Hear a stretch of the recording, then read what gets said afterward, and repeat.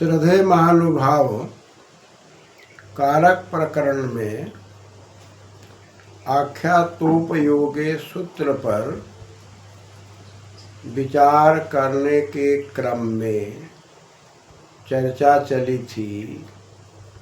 नियम पूर्वक जो विद्या देने वाले हैं, पढ़ाने वाले हैं, उसमें अपादान कारक होकर पंचमी विभक्ति हो जाती है। उपाध्यायाद अधीते, उपाध्याय से पढ़ता है।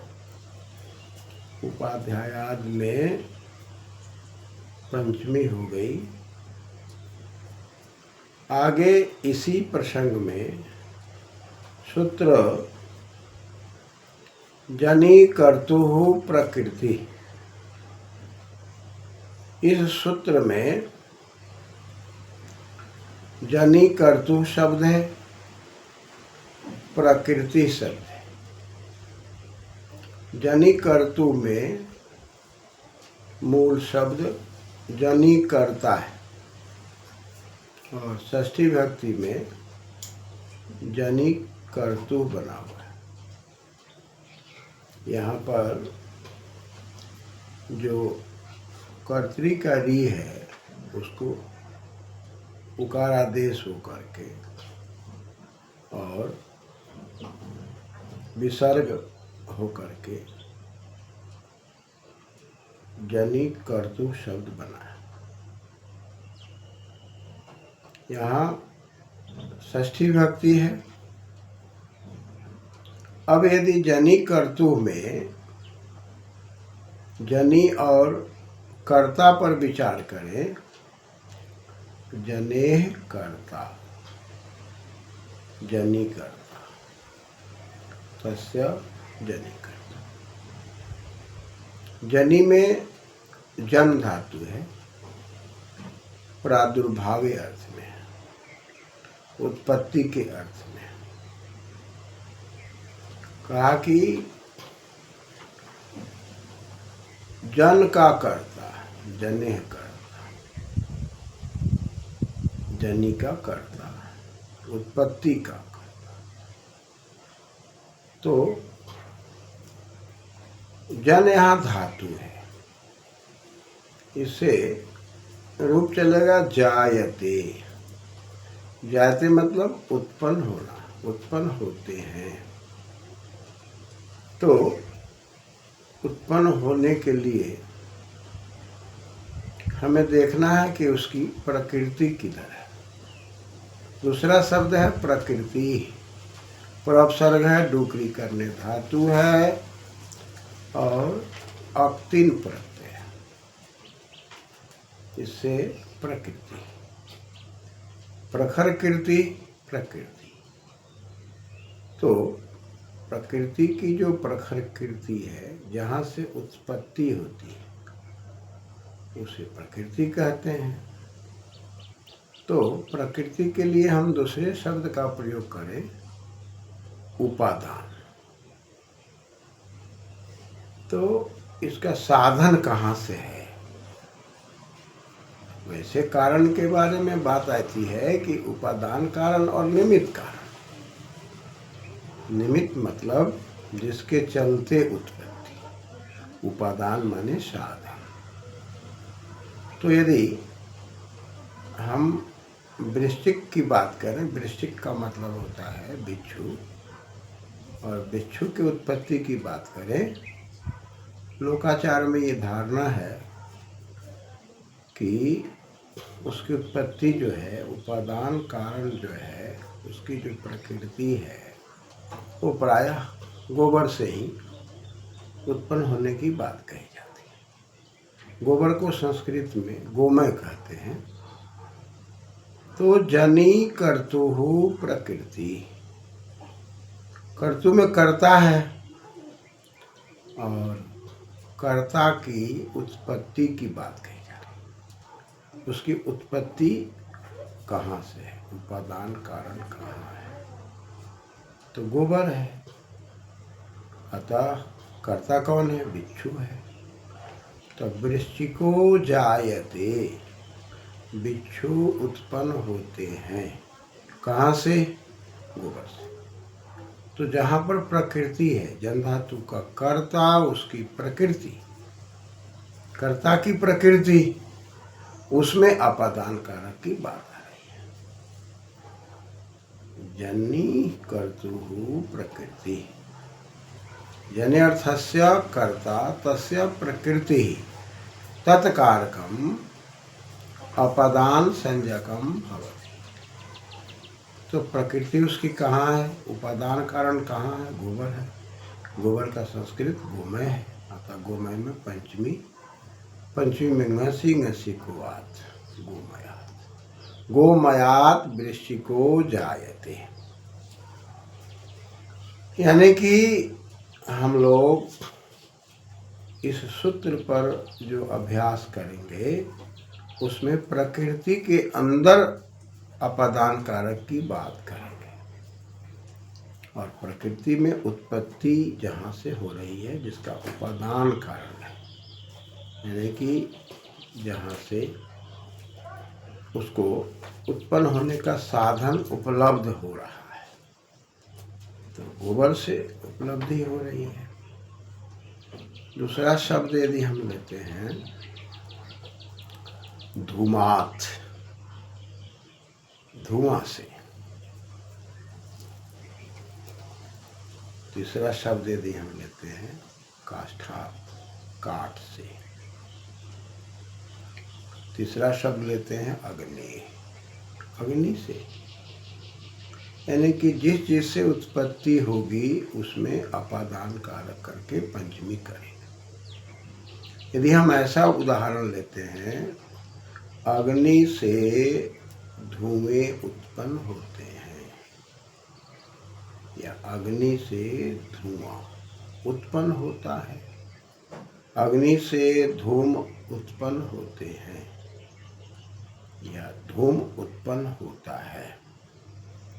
एक वचन का प्रयोग यदि हम करते हैं और वहाँ अग्नि की बात करते हैं, तो शेषो घ्या सखी से अग्नि शब्द की घी संज्ञा, और घेर गीति से गुण होकर, और पंचमी में ngसी आकर अग्नि शब्द की व्युत्पत्ति दिखाई दे रही है। अग्नेः धूमो जायते। अतः यहाँ धूम जो है कर्ता यदि है तो उसका उपादान कारण अग्नि है। काष्ठात अग्नि जायते, यदि अग्नि कर्ता है तो इसकी उत्पत्ति काठ से यदि कही गई तो काष्ठ शब्द में अपादान कारक, अपादान पंचमी से पंचमी भक्ति की बात कही जा रही है। इस प्रकार से यदि वहाँ पर उपादान कारण है और उस उपादान कारण में पंचमी की बात आ रही है, लेकिन हम कहते हैं पुत्रों में गौरो जायते, यहाँ पर उपादान कारण नहीं है, इसलिए गौरव शब्द में या पुत्रो शब्द में पुत्रा है, गौरव में गौरा है, गौर पुत्र। अब यहाँ जायते का प्रयोग है, लेकिन इसका उपादान कारण नहीं दिखाई दे रहा है, इसलिए यहाँ पर प्रथमा विभक्ति है। इसी क्रम में हम यदि आगे चर्चा करते हुए बात करते हैं कि यदि कर्ता तो है, उसका उपादान कारण है या निमित्त कारण है, तो निमित्त कारण होने पर भी पंचमी विभक्ति होगी। पुत्रात् आनंदो जायते, पुत्र से आनंद उत्पन्न होता है, आनंद का निमित्त पुत्र है, और पुत्र यदि निमित्त है तो यहाँ भी अपादान कारक और पंचविभक्ति। यदि उपादान कारक है यानी कि उपादान कारण है और उसमें उसका साधन, उसका निमित्त या उसका उपादान यानी कि उसकी प्रकृति, यानी कि वहाँ जहाँ से उत्पत्ति की बात हो रही है, तो ऐसी अवस्था में अपादान कारक और पंचविभक्ति की बात कही जा रही है। लेकिन यदि वो निमित्त है जिसके कारण से कोई चीज उत्पन्न हो रहा है, जैसे आनंद उत्पन्न होने का कारण पुत्र है, तो यहाँ भी अपादान कारक और पंचविभक्ति की बात कही जाती है। इसी क्रम में आगे का सूत्र भुवः प्रभवः, इस पर यदि हम विचार करते हैं तो भूसत्तायाम धातु है और षष्ठी के एक वचन में भुवः शब्द और उस भुवा में नस प्रत्यय लगा हुआ है। भू धातु है और भू धातु को वंग आदेश हो गया। जिष्णु धातु भुर्वांग यगोरी यमुनो अच के पहले से वंग आदेश होकर के भुआ शब्द बना हुआ है। भू का भी प्रभव, प्रभव माने प्र उपसर्ग है और फिर भू से जस लगा करके भू भुव भुवः बनता है प्रभव। यदि कोई उत्पत्ति की जगह है और भू धातु का प्रयोग हो रहा है, भू का प्रयोग हो रहा है, भू माने भवति, उत्पन्न हो रहा है या प्रभवति या निसरति, इस प्रकार का अर्थ यदि दिखाई पड़ता है, इस प्रकार की बात यदि दिखाई पड़ रही है, तो भी जहाँ से उत्पत्ति हो रही है, उत्पत्ति का कारण जहाँ दिखाई पड़ता है, जैसे हम गंगा की बात करते हैं, गंगा को कर्ता लेते हैं और गंगा की उत्पत्ति की बात करते हैं तो हिमालय है या हिम है। हिम में मतु प्रत्यय लगकर और मकार को वकार होकर हिमवत और फिर उसमें हिमवतः या हिमालयात, हिमवतः हिमालयात। तो यहाँ जो अपादान कारक और पंचविभक्ति की बात कही जा रही है वो प्रभाव के कारण, यानी कि भू धातु का कर्ता, उसकी प्रकृति, उसमें भी अपादान कारक। यहाँ पर कर्ता शब्द का अनुवर्तन ऊपर वाले सूत्र से किया जा रहा है। इसका अर्थ हो गया भू धातु यह कर्ता तस्य प्रकृति उत्पत्ति स्थानम तत्कारकम अपादान संज्ञकम भवति। अतः यहाँ पर अपादान संज्ञक की बात कही जा रही है। तो हम कह सकते हैं कि हिमालयात गंगा प्रभवती, यह गंगा कर्ता है, कर्ता की उत्पत्ति हिमालय है, इसलिए पंचविभक्ति होकर के हिमालय। हम कहते हैं कश्मीरेभ्यो वितस्ता प्रभवती, वितस्ता नदी का नाम है। वितस्ता नदी जो बहती है वह कश्मीर देश। अतः देश के अर्थ में संस्कृत के शब्द लगभग बहुवचनांत प्रयोग होते हैं। अभ्यास हो गया, नसीभ्याभ्यास बहुवचन में अभ्यास होकर बन गया कश्मीरेभ्यो, और कश्मीरेभ्या से वही सकार का विसर्ग का सकार हो जाता है और वहाँ से फिर वहाँ ओ हो जाता है, क्योंकि हसी च सूत्र कहता है कि हंस के पैर रहते जो ओ है उसको ओ हो गया।